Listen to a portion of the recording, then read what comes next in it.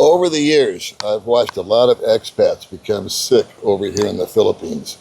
And at first they try to ignore it. But what they soon discover is that being ill is only part of the problem. There's money, there's transportation, and there's having somebody that you can rely on in the event you should need help. I want to go over these three things and what I personally do to avoid them should this happen to me. True story. I'm not here giving medical advice. I only know what I've seen and what I've experienced and what I have done to try to prepare for this exact situation. So there may be a day where you're walking up a simple flight of stairs and you find yourself short on breath. And you tell yourself, well, you know, it was really smoggy yesterday and I was behind that jeepney that was blasting smoke into my face. That's probably it. I'll get over it. Maybe you bend over to pick something up and something pops in your back and you tell yourself, oh, I've been there before. I'll just walk it off. I've played injured before. No big deal. And then you find yourself perhaps tired all the time. So you blame it on the heat. And then you decide, well, you know what? It's not going away. Maybe I should get this looked at. I'll do it next week. And then next week turns into next month. And the next thing you know, your little medical inconvenience becomes an actual medical problem and a financial problem and possibly a family problem. So I'll share a true story about a real person that lives here in the same area as me that I know very well, known him for a long time. And to say that he's a bit of a character is a little bit of an understatement. But he's really a nice, lovable, benign individual. He hasn't got an enemy on the planet, as far as I know, much less the Philippines. However, he has two issues. One is that he lives on a very, very tight budget. That's well known. He's not ashamed of it. And he adjusts his living conditions accordingly.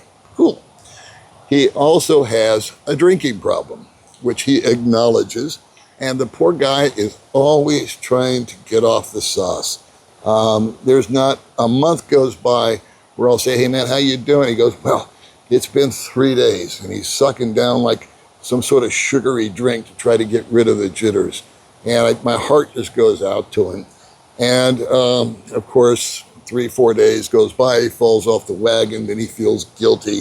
And so it's just not pitiful, but it's just kind of sad to watch him go through this torment. However, he was in one of his favorite bars one night and he was just faced.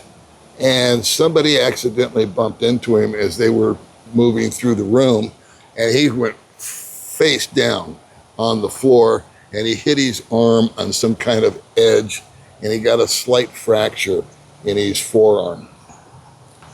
Well, right after that, that was all he could think about and all he could talk about. Now, did he go to the doctor immediately? No, because he was crying poor. So what did the other expats do? They got together and they gave him money.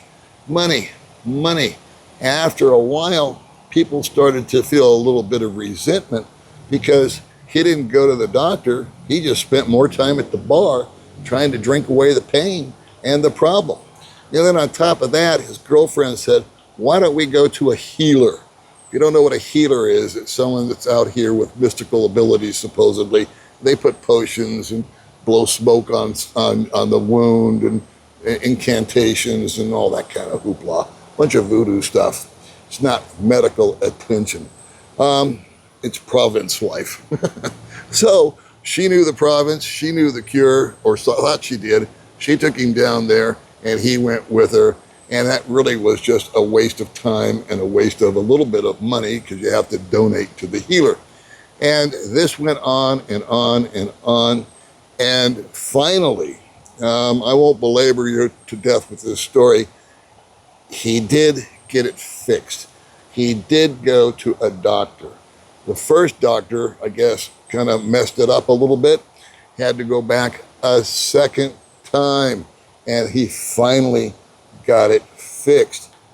It was well known because he was told by both physicians, you know, if you'd have come in here sooner, we would have had a much easier time getting this fixed. So how did he pay for it? He had frittered away the money that kind-hearted friends had given him to take care of it.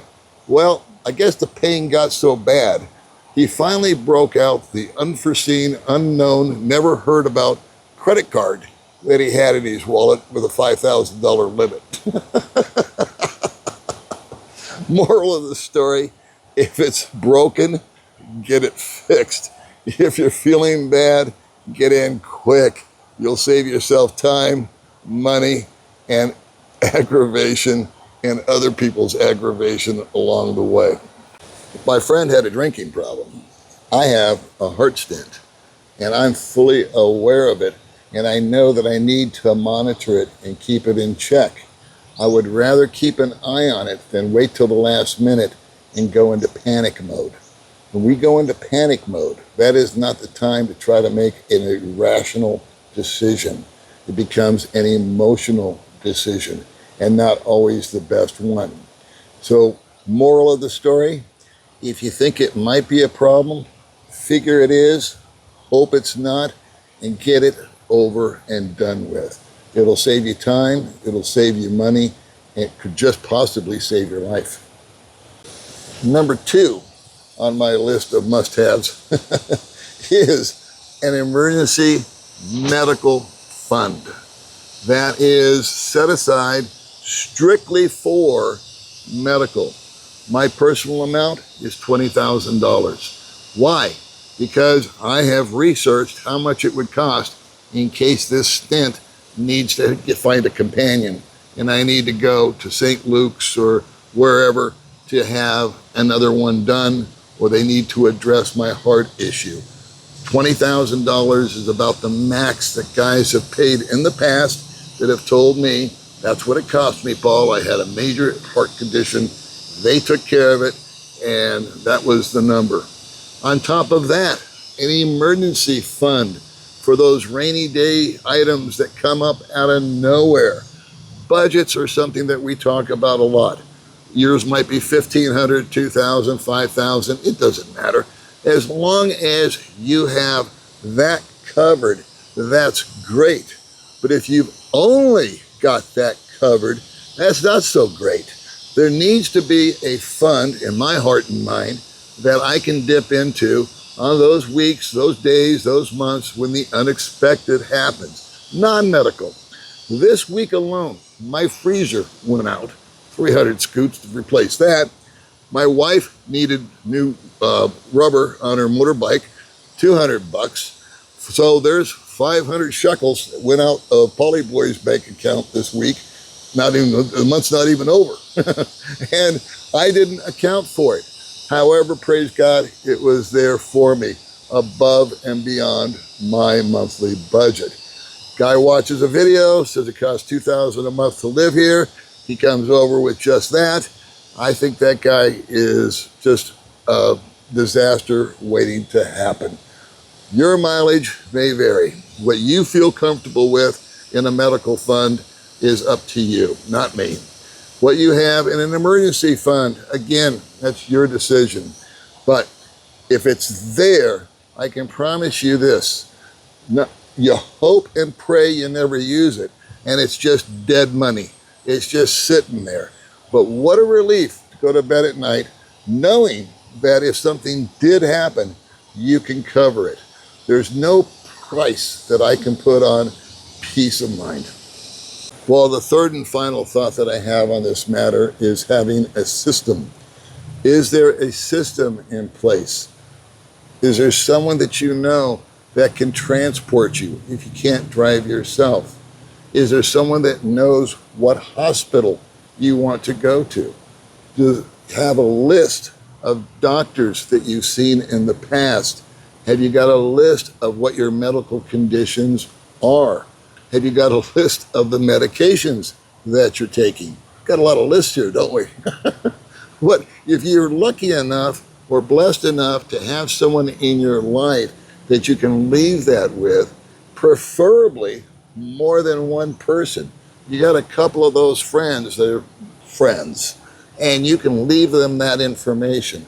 And you have at least one person that has access to the medical fund that you've set up for yourself.